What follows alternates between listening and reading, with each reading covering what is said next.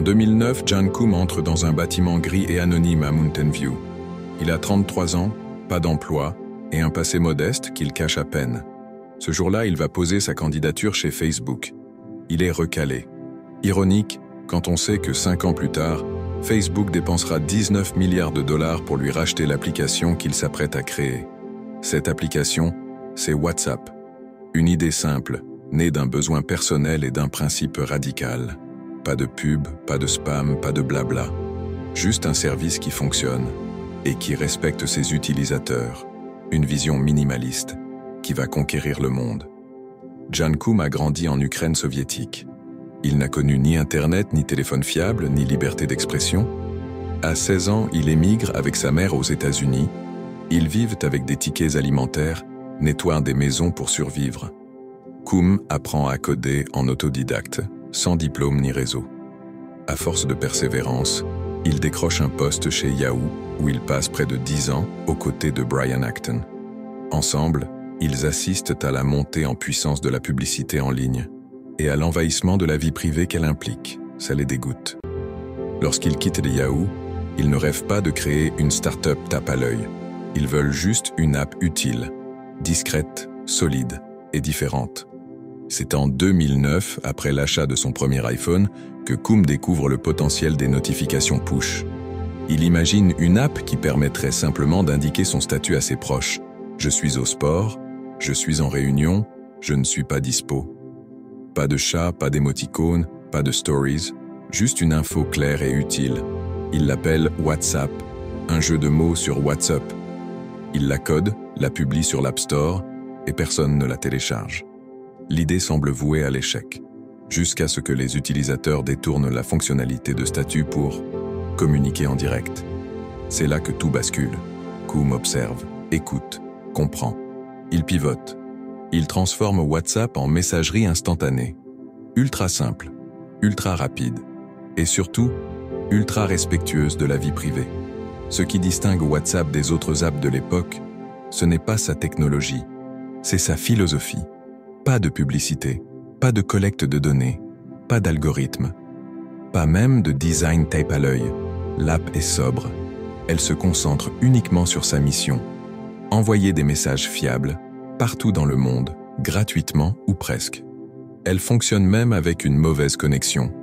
Elle ne plante pas. Elle est légère, rapide, directe. En quelques mois, le bouche à oreille explose. L'app conquiert les pays émergents où les SMS sont encore hors de prix. En Inde, en Amérique latine, en Afrique, WhatsApp devient le canal principal de communication, sans jamais dépenser un centime en publicité. John Koum refuse les levées de fonds spectaculaires. Il ne court pas après la hype. Il avance discrètement, ligne de code après ligne de code. En 2011, WhatsApp compte déjà 200 millions d'utilisateurs actifs, puis 400, puis 600. La croissance est folle. Et pourtant, l'équipe reste minuscule. Moins de 50 employés, une poignée d'ingénieurs. Aucun service marketing, juste une obsession, la fiabilité. C'est cette radicalité, ce refus de compromis qui attire l'attention et la convoitise. En 2014, Mark Zuckerberg comprend que Facebook a un problème. Les jeunes désertent le réseau. Et WhatsApp devient trop gros pour être ignoré. Il propose 19 milliards de dollars pour acquérir l'app. C'est la plus grosse acquisition tech de l'histoire à l'époque. John Koum, lui, hésite.